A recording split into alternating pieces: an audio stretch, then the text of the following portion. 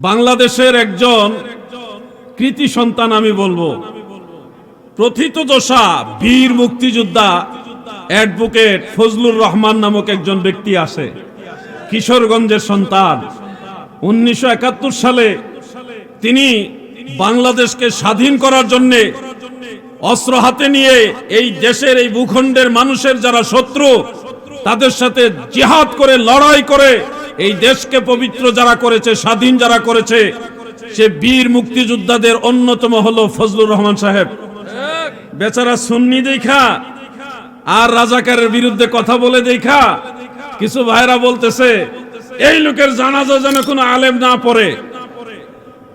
বীর মুক্তিযোদ্ধা অ্যাডভোকেট ফজলুর রহমানের জানাজা নবীর দুশমনরা পড়ার দরকার নাই, তার জানাজা পড়বে আশিক রাসূল সুন্নি আলেমরা। ঠিক কিনা বলে?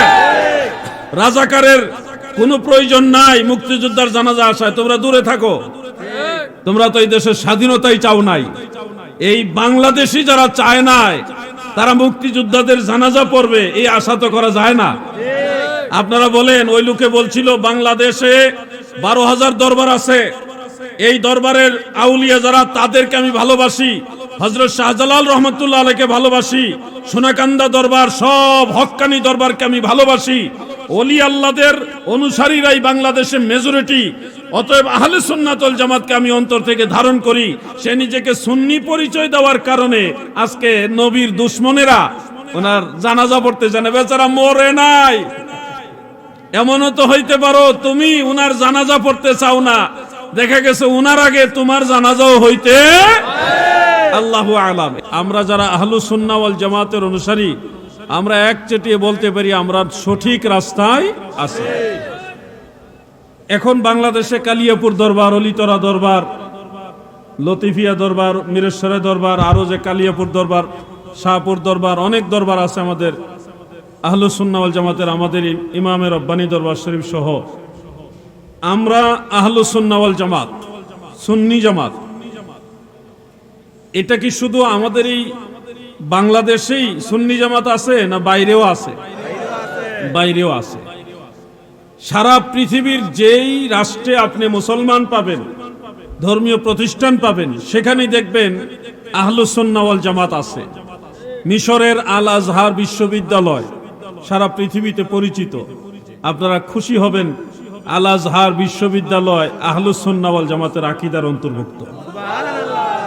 আমি ফিলিস্তিন গিয়ে দেখেছি, সেখানেও মসজিদুল আকসার মধ্যে যারা ইমাম সাহেব, খতিব সাহেব যারা আছেন, ওনারা সবাই আহলুস সুন্নাহ ওয়াল জামাতের আকীদা অনুসরণ করে। কাবা ঘরের ইতিহাস, মসজিদে নববী শরীফের ইতিহাস আপনারা যদি এই 1400 বছরে টান দেন, এই ইবনু আব্দুল ওয়াহাব নজদি তার পদচারণার পরবর্তী সময়কালে কিছুটা মলিনতা এসেছে, কিন্তু একেবারে বিলীন হয়ে যায়নি। তথাপিও বলছি 1400 বছর ইতিহাসে হারামাইন শরীফাইনের ইমাম যারা ছিলেন, আছেন, তারা কিন্তু আহলুস সুন্নাহ ওয়াল জামাতকে নাজাতপ্রাপ্ত দল, সঠিক দল হিসেবে মানে। এক কথায় আমি এটাই বোঝাতে চাচ্ছি, আপনাকে আজ হোক কাল হোক মেনে নিতে হবে যে একটা দলই জান্নাতে যাবে, সেই দলের নাম আহলে সুন্নাত ওয়াল জামাত। এই সুন্নি জামাতের সাথে ঠেলাঠেলি করে অনেক দল বের হয়েছে। এই ইদানিং না, আগের থেকেই বের হয়েছে অনেক দল। দেখা গেছে আগে বলতো আমরা অমুক দল, কিন্তু এখন কোরআন হাদিস গবেষণা করে দেখে অমুক দল তমুক দলের ভাত নাই। হাসরের ময়দানে অমুক দল তমুক দলের পরিচয় চলবে। ইয়াউমা তাবিয়াদ্দু উজুহুন ওয়া তাসওয়াদ্দু উজুহুন। কিয়ামতের ময়দানে যারা আহলুস সুন্নাহ ওয়াল জামাত, তাদের চেহারা আল্লাহ নুরানি করে দিবে, সুবহানাল্লাহ। আর যারা আহলুস সুন্নাহ ওয়াল জামাত নয়, আকায়েদের দৃষ্টিতে আহলুল বিদআহ, তাদের চেহারা আল্লাহ তাআলা কালো করে দিবে। কোরআন হাদিস গবেষণা কইরা যারা সুন্নিদের প্রতিদ্বন্দ্বী, সুন্নিদের সাথে ঠেলাঠেলি করে নতুন নতুন দল বানাইছে, তারা যখন পড়ালেখা করছে দেখছে আসলে আহলুস সুন্নাহ ওয়াল জামাত ছাড়া বিকল্প কোনো রাস্তা নাই, তখন তারা এখন মাঝে মধ্যে স্বীকার করে না আমরা খাঁটি আহলে সুন্নাত, হক্কানি আহলে সুন্নাত। তাইলে দেরি তো হলে কিছুটা বুঝছে যে আহলুস সুন্নাহ ওয়াল জামাত এই দলটাই সঠিক দল। তাহলে আমরা কি নতুন সুন্নি না আগের থেকে সুন্নি? এই জন্য বলি খবরদার, বাংলাদেশ অলি আল্লাহর দেশ। আল্লাহর অলিরা মানুষদেরকে মায়া মহব্বত করে, মেহমানদারি করে, আদর স্নেহ দোয়া, তাদেরকে পরকালের কথা স্মরণ করায় দেয়, বিধায় মানুষের উপর উগ্র হয় না, মানুষকে আদব শিক্ষা দেয়, মানুষের প্রতি যে দরদ এটা শিক্ষা দেয়। তারা হিংস্র নয়। তার মানে এই নয় যে তোমরা অলি আল্লাহদের বিরুদ্ধে দাঁড়ায় গেলে আল্লাহর অলিরা চুপচাপ থাকবে। এমনিতেই যেই মাজারগুলো ভাঙ্গা হয়েছে এই দেশে, একটা কথা মনে রাখবেন, যেই পরিমাণ অত্যাচার আল্লাহর আউলিয়াদের দরবারে, দরগায়, খানকায় করা হয়েছে, এটার মাসুল এই প্রজন্মকে দিতে হবে। আল্লাহর ওলিরা ছাইরা দিলেও আল্লাহ ছাড়বে না। কারণ মান আদা লি ওয়ালিয়ান ফাকাদ আযানতুহু বিল হারব, যারা আল্লাহর ওলির সাথে গুস্তাখি করে, আল্লাহর ওলিদের সাথে যারা বেয়াদবি করে, তাদের সাথে যুদ্ধ ঘোষণা করেছে আল্লাহ। আজ হোক কাল হোক এটার মাসুল তোমরা দিবা। খবরদার, ওলি আল্লাহদের সাথে বেয়াদবি করো না। তারা নীরবে মুখ বুজে অনেক অত্যাচার সহ্য করে আসমানের দিকে তাকায় থাকে। আসমানওয়ালা, সারা সৃষ্টি জগতের মালিক যিনি, তিনি যে ফায়সালা দেয় ওইটার উপরে আল্লাহর ওলিরা তাকায় থাকে। আমি ওই কথাগুলো প্রাসঙ্গিক বললাম। আপনাদেরকে বলছে আহলুস সুন্নাহ ওয়াল জামাত এটাই একমাত্র নাজাত প্রাপ্ত দল। এই কয়েকশো বছর আগেও না, কিছুদিন আগে একটা নতুন দল বের হয়েছে, তাদের নাম রাখছে আহলে হাদিস। আহলে হাদিস এক দল, আরেক দল বেরিয়েছে আহলে কুরআন, আরেক দল ছিল আহলে কিতাব। একটা হলো আহলে কিতাব, আরেকটা আহলে কুরআন, আরেকটা আহলে হাদিস। দল কিন্তু বড় বড় নাম দিয়ে, নতুন নতুন নাম দিয়ে বেরিয়েছে। আপনাদের কুমিল্লাতে আরেক দল বের হয়েছে, এরা নামাজ মানে না, 5 ওয়াক্ত নামাজ মানে না, আবার বলে আর যাব না মোল্লার বাড়ি, কি করছে কসম খেয়েছি। এই ধরনের ভণ্ডও কিন্তু কুমিল্লাতে আছে। তো কত রকমের ভেজাল, এর মাঝখানে আপনাদের ইমান বাঁচায় চলতে হবে। কোন দিকে চলবো হুজুর? আমরা কিভাবে বুঝবো যে এই পথটা সঠিক, এই রাস্তাটা সঠিক? আমরা কিভাবে বুঝবো? আপনাদেরকে ডিরেকশন দিয়েছেন আল্লাহ, আপনি সেটা বুঝার চেষ্টা করুন, তাহলেই সঠিক রাস্তা পেয়ে যাবেন। কিভাবে বুঝবো হুজুর? সূরা ফাতিহার মধ্যে আমার আল্লাহ তাআলা আমাদের শিক্ষা দিয়েছেন, ইহদিনাস সিরাতাল মুস্তাকিম সিরাতাল্লাযীনা আন'আমতা আলাইহিম। আল্লাহ আমাদেরকে সরল সঠিক পথে পরিচালিত করুন, যেই পথে আপনার নিয়ামত প্রাপ্ত বান্দারা পরিচালিত হয়েছে। এখান থেকে আপনারা একটা মাইল ফলক নেন, কিভাবে চলবেন, যে আল্লাহ আমাদেরকে আপনার নিয়ামত প্রাপ্ত বান্দাদের পথে চালান। এখন প্রশ্ন হলো, নিয়ামত প্রাপ্ত বান্দা কারা? নিঃসন্দেহে নবী রাসূল, আউলিয়া কিরাম, শুহাদায়ে কিরাম, সালেহিন যারা, তারা হলো নিয়ামত প্রাপ্ত বান্দা। তাহলে সূরা ফাতিহা দিয়ে দলিল দিতে পারবেন আল্লাহর আউলিয়ারা যেই পথে চলেছে ওই পথ হলো জান্নাতের পথ। যারা ওলিয়া উলিয়াদের পথে নাই, তারা জান্নাতের পথে নাই। এখানে আল্লামা মুফতি আজম মুহাম্মদ আলী আকবর আবিদি রাহমাতুল্লাহ আলাইহির মাজার রয়েছে। ওনার মাজারের উপরে কিছু ফুল দেওয়া হয়েছে, কাঁচা ফুল। আপনারা নিশ্চয়ই দেখেছেন, আমি জিয়ারত করেছি তখন দেখেছি।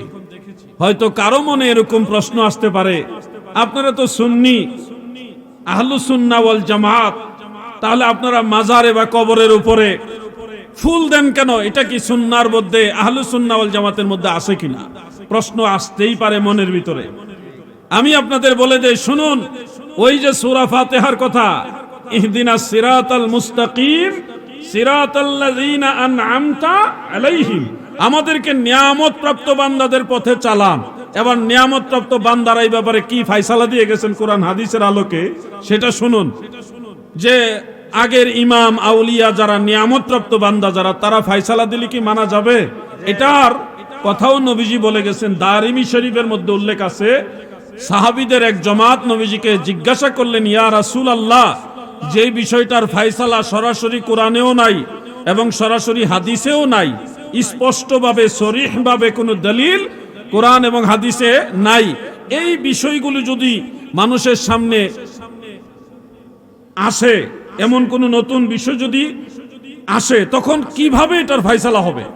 তখন নবীজি বলেছেন, ইয়ানজুরু ফিহিল আবিদুনা মিনাল মুমিনিন, ইয়ানজুরু ফিহিল আবিদুনা মিনাল মুমিনিন।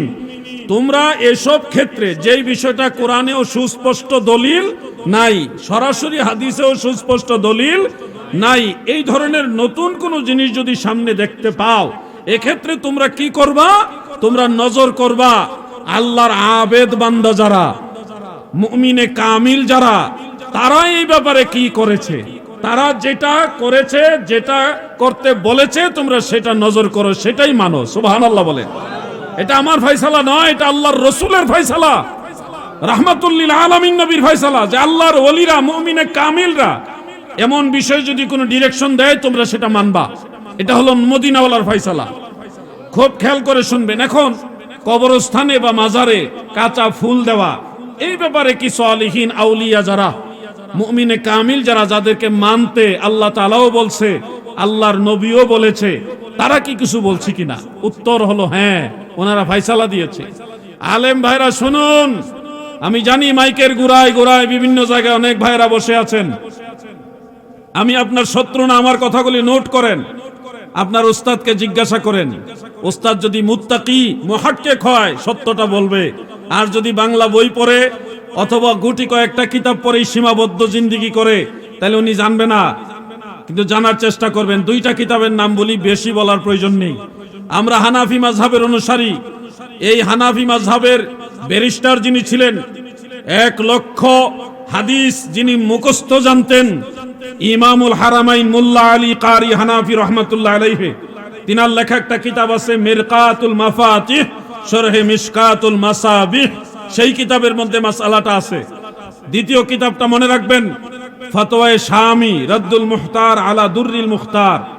এই ফতোয়ায়ে শামির মধ্যে ইমাম ইবনু আবিদিন যাইনুদ্দিন শামি রহমাতুল্লাহ আলাইহি উল্লেখ করেছেন, কোন মুমিন বান্দা যদি মারা যায়, আল্লাহর মায়ার বান্দা যদি মারা যায়, তাদের কবরের উপরে কাঁচা ফুল দেওয়া এটা মুবাহ, এটা জায়েজ আছে।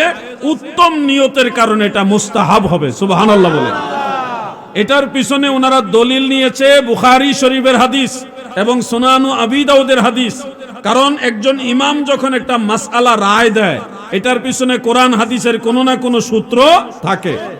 তো এই যে বিষয়টা ওনারা যে বললেন কাঁচা ফুল দেওয়া জায়েজ, এটার পিছনে ওনারা কি সূত্র নিয়েছেন? এখন যে বলবে মোবাইলে বিয়ে করা জায়েজ নি, এটা তো কোরআনে আপনি পাইবেন না। পাইবেন নাকি? কারণ মোবাইলই তো তখন ছিল না যখন কোরআন নাজিল হয়। তো কোরআনের ভিতরে তার মোবাইলের কথা থাকবে না, মোবাইলের বিয়ের কথা থাকবে তার উপরের কথা। তো এই ফাসালাটা, এই যে মাসআলাটা, এটা ইমামরা দিবে অন্য মাসআলার সাথে কিয়াস করে, ম্যাচিং করে। তো এখন ইমামরা যে বললেন কবরস্থানে বা আল্লাহর ওলির মাজারে কাঁচা ফুল দেওয়া জায়েজ, ওনারা এটার পিছনে কি সোর্স নিয়েছেন, কি দলিল নিয়েছেন, কোনটার সাথে ওনারা কিয়াস করেছেন? এটা হলো বুখারী শরীফের একটা হাদিস। রাসূল করিম সাল্লাল্লাহু আলাইহি ওয়া আলিহি ওয়াসাল্লাম, আমাদের দয়াল নবীজি একবার এক কবরস্থানের পাশ দিয়ে যাচ্ছিলেন। এরপরে সাহাবীদের বললেন, তোমরা কি দেখতে পাচ্ছ এই কবরস্থানে কি হচ্ছে? সাহাবারা বললেন, না গো ইয়া রাসূলুল্লাহ, আপনি বলে দিন এই কবরস্থানে কি হচ্ছে। আল্লাহর হাবিব বলেন, সাহাবীরা গো, এই কবরের দুইটা কবর, দুইটার মধ্যে আযাব হইতেছে। এই দুইটা কবরের আযাব, একটা হইছে সুগুলখুরির কারণে, আর একটা প্রস্রাবের সময় অসতর্কতার কারণে। প্রস্রাব কইরা ঠিক মতো প্রস্রাবটা নিষ্কাশন না কইরা কোনো মতে কাম সেরা ফেললেন, কাজ হবে না, এটার জন্য কবরে আযাব হবে। এই দুই কারণে তাদের কবরে আযাব হচ্ছে। আল্লাহর নবী রাহমাতুল লিল আলামিন তাদের কবরের আযাব লাঘব করার জন্য, হালকা করার জন্য দুই কবরের মাঝখানে খেজুর গাছের ডাল পুঁতে দিয়েছেন। উদ্দেশ্য হলো, এই হাদিসের ব্যাখ্যায় মুহাদ্দিসিনে কেরাম বলেছেন, খেজুর গাছের ডাল যতক্ষণ পর্যন্ত তাজা থাকবে, ওই ডাল আমার আল্লাহর নামের তাসবিহ আদায় করবে, জিকির করবে, এর বরকতে আমার আল্লাহ তাদের কবরের আযাব হালকা করে দিবে। এই হাদিসের সাথে কিয়াস করে ইমামগণ তিনারা মাসআলা দিয়েছেন যে আল্লাহর ওলিদের মাজারের উপরে কেউ চাইলে নেক নিয়ত করে ফুলের যে ফুল বলতে কাঁচা ফুল ওনারা দিতে পারবে। তবে সর্বোপরি আপনারা এটা খেয়াল রাখবেন, ইন্নাল্লাহা লা ইউহিব্বুল মু'তাদিন, আল্লাহ তাআলা সীমা লঙ্ঘনকারীকে পছন্দ করেন না। এত বেশি ফুল দিয়েন না যেটা অপ্রয়োজন। এখানে যেটুকু দেওয়া হয়েছে আলহামদুলিল্লাহ সুন্দর, যথার্থ, কিন্তু এত ফুল দিলেন যেই ফুল এত এখানে প্রয়োজন নেই। নিয়ত করে আপনি একটা ফুলের পাপড়ি দেন না, এই নিয়তের উপরে আপনার কাজ হবে। কথা বুঝতে পারছেন? এখন টনের টন মনের মন আইনা ফুল মাজারের উপর রাখার কোনো প্রয়োজন নেই। যতটুকু দেওয়া প্রয়োজন ওটুকু দিয়ে বাকিটা মানুষের প্রতি আপনারা মেহমানদারি করেন, মানুষের সেবা করেন, এতে আল্লাহ এবং আল্লাহর ওলি খুশি হবে। কথা কি বুঝতে পারছেন? যে কোনো জিনিস একটা ব্যালেন্স করে কাজ করবেন, ব্যালেন্স করে চললে তখন আর ফিতনা আসবে না। এখন কেউ যদি বলেন না আমি মোল্লা আলী কারি মানি না, আমি ইমাম ইবনে আবিদিন শামীকে মানি না, তাকে বলবেন তুই সলিমউদ্দিনের ফুলা কলিমউদ্দিন, তোরে আমরা মানি না, আমরা আমাদের ইমামদেরকে মানি। ঠিক কিনা বলে? যে ইমামদেরকে মানবে না সে আহলুস সুন্নাহ ওয়াল জামাত হতে,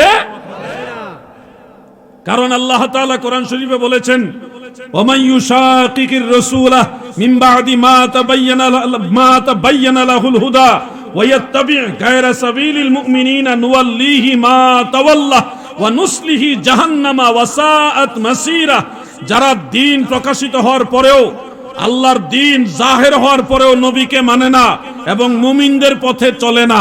কাদের পথে চলে না? মুমিনদের পথে যারা চলে না, আমার আল্লাহ বলছে তাদের ঠিকানা হলো জাহান্নাম। মাওলানা মুহাম্মদ ওয়া আলা আলি মাওলানা। আমার দাদু ভাইরা খেয়াল করেন, খুব মনোযোগ। আমি আলোচনা বেশি একটা লম্বাও করব না। শুনছি এলাকার যুবকরা কিছু প্রশ্ন করবে। আমি যুবকদেরকে বেশি মহব্বত করি, তাদেরকে সুযোগ দেওয়ার চেষ্টা করি, আর প্রশ্ন উত্তরের মাধ্যমে সুন্নিয়তের প্রচার প্রসারটা বেশি হয়। ওয়াজ যেটা মনে চাইতেছে, ভাবতেছে এটা করলে আপনাদের ভালো হবে, এইভাবে আমি করতেছি। কিন্তু প্রশ্ন উত্তরটা হলো এলাকার চাহিদা, এই এলাকার এই সমস্যা, ওই সমস্যা যেখানে যেই রোগ হয়েছে ওই মেডিসিন প্রয়োগ করার সুযোগ। এই জন্যে আপনাদেরকে যুবকদেরকে বিশেষ করে আমি হুজুর আইলে সাইডে রেখে দেন। পীর সাহেব হুজুর আইছে কালিয়াপুর দরবার শরীফের হযরত পীর সাহেব হুজুর হযরত মাওলানা সাইহামুল্লাহ খান মেহেদি সাহেব মাদ্দাজিল্লাহুল আলী, তিনি আমাদের মাহফিলে এসে পৌঁছেছেন। সবাই বলি মারহাবা। তাকবীর দিবেন নি? দেয়ালান না কইছে, দেখেন আশা করে লইছে, দেন তাকবীর দেন একটা। নারে তাকবীর, নারে রিসালাত, নারে গাউসিয়া, আহলে সুন্নাত ওয়াল জামাত জিন্দাবাদ জিন্দাবাদ। কালিয়াপুর দরবার শরীফ জিন্দাবাদ জিন্দাবাদ। কালিয়াপুর দরবার শরীফ জিন্দাবাদ জিন্দাবাদ। পিসা হুজুরের আগমন, শুভেচ্ছা স্বাগতম। হুজুর কিবলার আগমন, শুভেচ্ছা স্বাগতম। আলহামদুলিল্লাহ, খুশির খবর যে হুজুর আমাদের মাঝে চলে আসছেন। আর এখানে আমার মনে হয় মুরিদানদের মধ্যে যে জালি টুপি দেখা যাইতেছে সব গরম সুন্নি। আমারে মিডা সুন্নি যেগুলো আছে না, কিছু আছে না মিডা সুন্নি, তার আমারে গরম সুন্নি কয়। তো আমি মাঝে মধ্যে আমার মাথা তো জালি টুপি নাই, তো আমার গরম সুন্নি কনকে কই যে আপনি গরম গরম কথা কন, এই জন্য গরম সুন্নি। তো আমি জালি টুপি বললেও গরম সুন্নি, উষা টুপি বললেও গরম হইলে গরম হয়, সুন্নি হইলে গরম হইতে পারে, নরম যেটা এটা যে কোনো সময় ওয়াহাবি হয়ে যেতে পারে, এটার বিশ্বাস নাই। বন্ধুরা আমার ভালো লাগে, আপনারা এই ওনার চেহারাটা মনে হয় একটা মিডিয়াতে দেখছি আমি, খুব সুন্দর জিকির করে। জিকিরের সময় এই যে দাঁড়ায়া দাঁড়ায় জিকির করতেছে আর একটু শারীরিক অঙ্গভঙ্গি এটা চলছে, কোনো লৌকিকতা বা আনন্দ ফুর্তির জন্য না। জিকিরের জজবার হালতে এই যে আল্লাহ আল্লাহ জিকিরের সাথে ইসমে জাতের জিকিরের সাথে শরীরে এইভাবে হেলাদুলা চলছে। এটা আবার দুই রকম। আমাদের কিছু বাউল বক্তা আছে, ওনারা মঞ্চে আবার আনন্দ ফুর্তির নিয়তে এই লাফালাফি করে, এগুলি আবার আমাদের সুন্নিয়তকে বিতর্কিত করে। ওটা আসলে অরিজিনাল জিকিরের কাজ না, ওটা ভণ্ডামি, ওইটা আমরা সমর্থন করি না। শৈল সই এই সব গান, বাউল গান সব স্টেজে নিয়ে আইসা ওই যে জিকির সামা গাইতেছে, সামার নামে সেও আনন্দ, হাসতেছে, হাসাহাসি করতেছে, আসি রে ভাই আসি, আমার কেউ নাই রে, আসি রে ভাই আসি, আনন্দ করতে, জিকির করে না, এগুলি আনন্দ করতেছে, এনজয় করে। আর যারা জিকির করতেছে এগুলি করতেছে। এই ধরনের দৃশ্যগুলো যখন সোশ্যাল মিডিয়াতে প্রচার হয় তখন এটা নিয়ে নেগেটিভ মন্তব্য আসে। আর আপনারা যখন একটা জজবা নিয়ে একতালে, কোনো হাসাহাসি নাই, কোনো লাফালাফিও নাই, একতালে শরীর এভাবে হেলাদুলা চলছে, এই ধরনের জিকির করেন, এটা কিন্তু আবার ভণ্ডামি না, এটা সঠিক। আর এটা এমন না যে শুধু কালিয়াপুর দরবার বা অমুক দরবারে আছে, এটা সারা পৃথিবীতে আছে। আপনারা যদি কখনো রাশিয়া যান, রাশিয়াতে সমরকন্দে, উজবেকিস্তানে খাজা বাহাউদ্দিন নকশবন্দ রহমতুল্লাহ আলাইহির দেশে ইমাম বুখারী রহমতুল্লাহ আলাইহির বাড়ি যে এলাকায়, ওই এলাকায় বিভিন্ন প্রতিষ্ঠান, বড় বড় ধর্মীয় প্রতিষ্ঠান আছে। সেখানে গিয়ে দেখবেন, মিশরে দেখবেন, মিশরও আছে, আমি দেখে আসছি, এমনকি আরবের বেশ কয়েকটা রাষ্ট্রের মধ্যে আছে, মিডল ইস্টে, ইরাকেও দেখে আসছে আমি, ইরাকে যারা গুল হয়ে সবাই একসাথে বৈশা দাঁড়ায় দাঁড়ায় একতালে এই শরীর হেলায় দুলাইয়া জিকির করতেছে। তাদের এই জিকিরের মধ্যে কোনো লৌকিকতা নাই, কোনো এনজয়ের ভাব নাই, আমার কেউ নাই রে, আসি রে ভাই আসি, এই ধরনের কোনো ঠাট্টা বিদ্রুপ এগুলি নাই, এই হাসাহাসি তামাশা নাই। সেখানে জিকির জিকিরের মতোই চলছে। জিকিরের অঙ্গভঙ্গি যেটা রক্স যেটাকে বলা হয়, একটু শরীরের হেলাদুলা, এটাও আছে, এটা কিন্তু জায়েজ আছে। তাসাউফপন্থীদের মধ্যে শতাব্দীর পর শতাব্দী আমল চলতেছে। রাসূল পাক সাল্লাল্লাহু আলাইহি ওয়াসাল্লাম একদিন আম্মা জান আয়েশা রাদিয়াল্লাহু তাআলা আনহাকে মসজিদে নববী শরীফের পাশেই একটা খেলা দেখাইবার জন্য, একটা জিনিস দেখাইবার জন্য নিয়ে গেলেন। আম্মা জান আয়েশা বলে, আমি তাকায় দেখি একদল সাহাবী বল্লম নিয়া শরীর হেলাদুলা করে করে তারা এইভাবে রাক্স করতেছে, মানে একটু হেলাদুলা করে নাচ শরীফ গাইতেছে। এই দৃশ্য আমি দেখলাম। তার মানে এই জিনিসগুলো কিন্তু নতুন নয়, অনেক পুরাতন। তরিকতের জগতে দাঁড়িয়ে জিকির করা জায়েজ আছে, বসেও জিকির করা জায়েজ আছে। জিকিরের সময় শরীর যদি মহব্বতের, জিকিরের মহব্বতের ঝুষে হেলাদুলা করে, কোনো দোষ নাই, জায়েজ আছে। কিন্তু আপনি যদি লৌকিকতার জন্য, আনন্দ নেওয়ার জন্য বা একটা ভিন্ন কারণে, যদি পার্থিব কোনো কারণে যদি শরীর হেলাদুলা করেন, এটা আর তখন বৈধ থাকবে না, এটা হয়ে যাবে ভণ্ডামি। এটা কি হয়ে যাবে?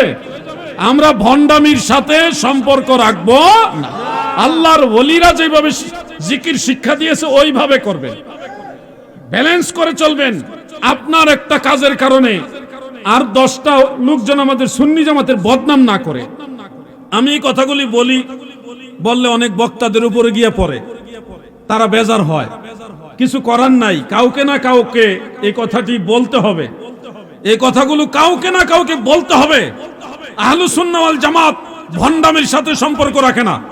আহলুস সুন্নাহ ওয়াল জামাত মদিনাওয়ালার দল, সাহাবায়ে কেরামের দল, আউলিয়া কেরামের দল।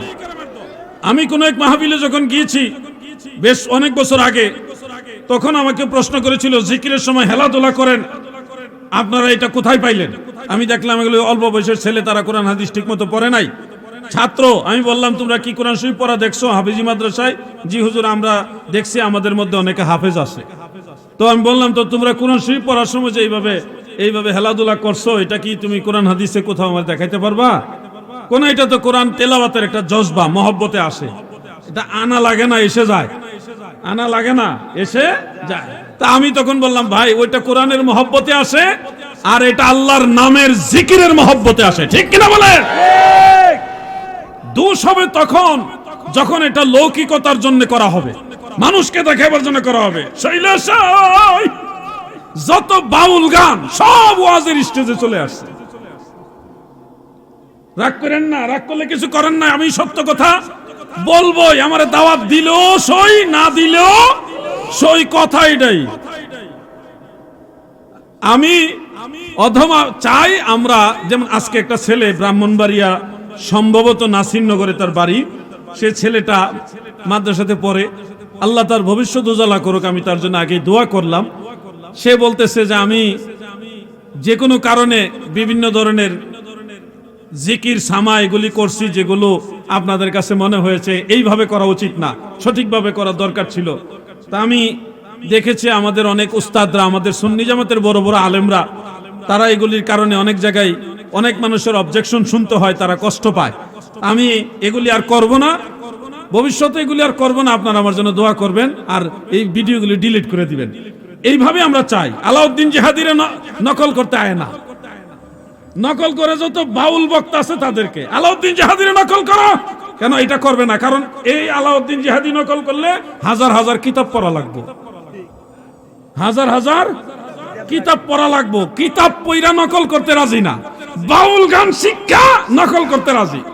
কাজের কাজ করো, কাজের কাজ করো, ঘরে ঘরে আলাউদ্দিন জিহাদি তৈরি করো, তাহলে বাংলার জমিনে নবীর দুশমনরা আর টিকে থাকতে পারবে না। ঠিক কিনা বলে?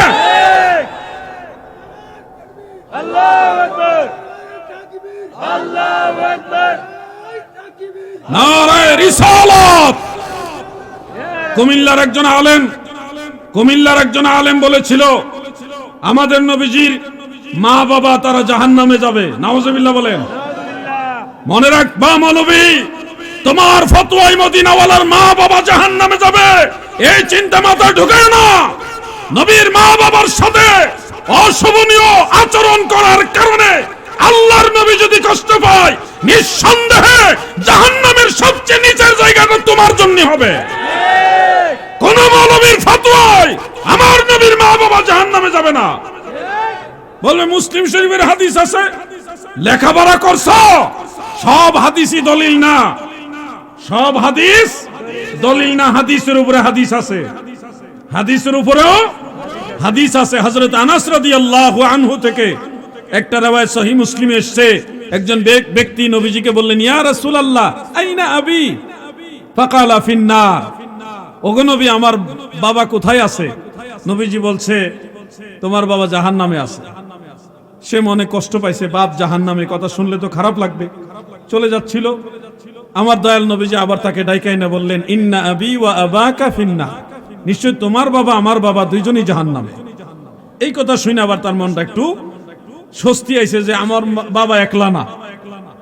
এটা দলিল দিছে তারা। আমরা বলি এটার ব্যাখ্যা দুইটা। এই হাদিসের ব্যাখ্যা কয়টা? দুইটা। ব্যাখ্যা মানে আমাদের ব্যাখ্যা না, হাদিস দিয়ে হাদিসের ব্যাখ্যা। হাদিস দিয়ে হাদিসের ব্যাখ্যা হলো এই একই হাদিস হযরত আনাস ইবনে মালিক থেকে সাহাবে আল বুনানি রাহমাতুল্লাহ আলাইহি হয়ে হাম্মাদ ইবনু সালামা তিনি riwayat করছেন নবীর বাবার কথা সহ। আর হযরত আনাস ইবনে মালিক থেকে সাহাবে আল বুনানি হয়ে মামার ইবনে আবি রাশাদ রাহমাতুল্লাহ আলাইহি তিনি বর্ণনা করেছে নবীর বাবার কথা সেখানে নাই।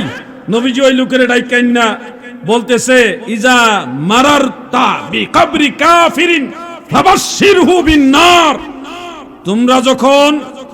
তুমি যখন কোন কাফেরের কবরের পাশ দিয়ে যাবে তখন তাকে জাহান্নামের সুসংবাদ দিবে।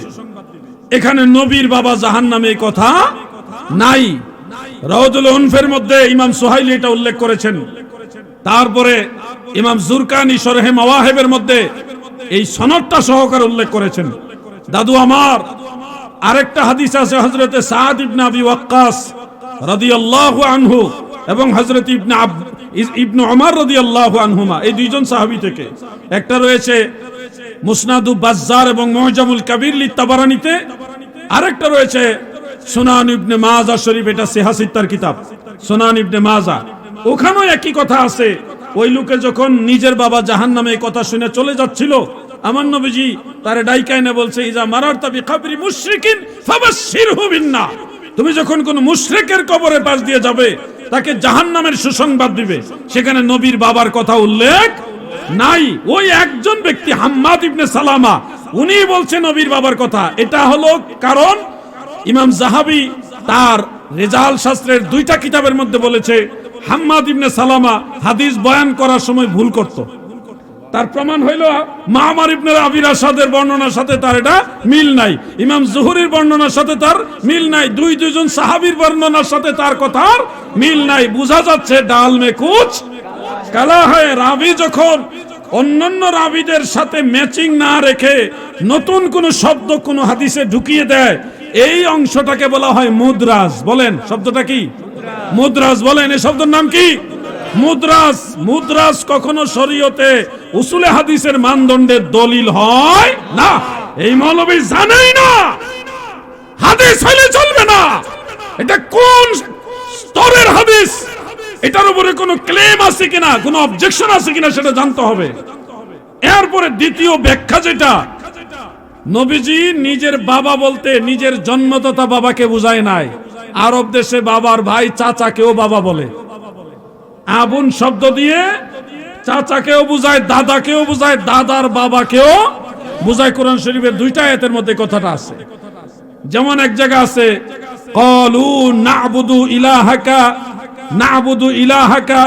ওয়া ইলাহা আবাইকা ইব্রাহিম ওয়া ইসমাঈল ওয়া ইসহাকা ইলা আখিরিল আয়া, যে আমরা ইবাদত করব আপনার ইলাহির এবং আপনার পিতা যারা তাদের ইলাহির। পিতা কারা? ইব্রাহিম আপনার পিতা, ইসমাইল আপনার পিতা, ইসহাক আপনার পিতা। অথচ ইব্রাহিম হলো ইয়াকুব নবীর দাদা। হযরত ইব্রাহিম আলাইহিস সালাম ইয়াকুব নবীর দাদা, আর হযরত ইসমাইল আলাইহিস সালাম ইয়াকুব নবীর বড় চাচা। বড় চাচা মানে জ্যাঠা। আর ইসহাক আলাইহিস সালাম হলো ইয়াকুব নবীর বাবা। তাহলে বাবা, বড় চাচা, দাদা, তিনজনকে আল্লাহ তাআলা কোরআনে বাপ বল, বাপ। ওয়া ইলাহা আবাইকা, বাপ মানে আবুন শব্দ দ্বারা পরিচয় করাইছে।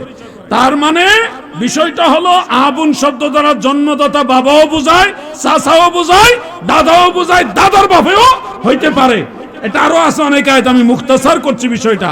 অতএব নবীজি যে বলছে আমার বাবা জাহান্নামে, এটার একটা অর্থ হলো নবীজির চাচাদের মধ্যে একজনের নাম হলো আবুল আহাব। কি আছে না নাই? আমার নবীজি বলছে ও যুবক ভয় পাইও না, আমার বাবা মানে আবুল আহাব জাহান্নামে আছে। হাদিস বুঝে না, ফতোয়া দেয় আল্লাহর নবীর বাবা জাহান্নামে যাবে। খবরদার, আল্লাহর হাবিবের আব্বাজান আম্মাজান ওনারা মহা সম্মানিত রাহমাতুল লিল আলামিন, যাদের জিসমের ভিতরে ছিল। সুবহানাল্লাহ বলে। আল্লাহু আকবার। নারে রিসালাত। মুফতি আলাউদ্দিন জিহাদি সাহেব জিন্দাবাদ, জিন্দাবাদ। মাওলানা আমিনুল ইসলাম আকবরী সাহেব জিন্দাবাদ। ছাত্ররা আপনার কাছে জানতে চাইছে বিশ্বনবী বলা যাবে কিনা। তাদের অনেক টিচাররা তা করে বিশ্বনবী কই পড়া, এ ভুলানে মনে কষ্ট করে বিশ্বনবী কয় কেন? এটা তো দ্রুত পিছা বুঝে আইতেছে, এখনই আসবে। আপনারা প্রশ্নটা কি বুঝতে পারছেন সবাই? মোবাইল আছে নি? মোবাইলে কোরআন শরীফের অ্যাপস যাদের মোবাইল আছে খুলেন, খুলে সূরা ফুরকান খুলেন, 25 নম্বর সূরা খুলেন, নগদ দলিল দিব। মোবাইল খুলেন, কোরআন শরীফ যাদের মোবাইলে আছে, ওযু কালাম থাকলে আর কি খুলে সূরা ফুরকান। এই এলাকার যুবকদের প্রশ্ন হলো, আল্লাহর রাসূল সাল্লাল্লাহু আলাইহি ওয়াসাল্লামকে বিশ্বনবী বলা যাবে কিনা যুবকরা জানতে চায়। অনেক বক্তারা, এমনকি ইন্টারন্যাশনাল স্কলার যারা, তারাও বাংলাদেশে যারা বসবাস করে, তারাও অনেক সময় বলে যে বিশ্বনবী এই শব্দটা নবীজির বেলায় যায় কিনা। আমি আপনাদেরকে অনুরোধ করছি, মোবাইলে যদি কোরআন শরীফের অ্যাপস থাকে, সুযোগ থাকলে, পজিশন থাকলে খুলেন সূরা ফুরকান 25 নম্বর সূরা 1 নম্বর আয়াত। কয় নম্বর আয়াত? নবীজি কতটুকু এরিয়ার নবী এখানে স্পষ্ট করে আছে। বিসমিল্লাহির রহমানির রহিম। তাবারাকাল্লাযী নাযালাল ফুরকানা আলা আবদিহি লিয়াকুনা লিল আলামিনা নাযীরা। এখানে আমার আল্লাহ তাআলা নবীজির নবুয়তের এরিয়া ঘোষণা করেছেন, লিয়াকুনা লিল আলামিনা নাযীরা। নবী গো,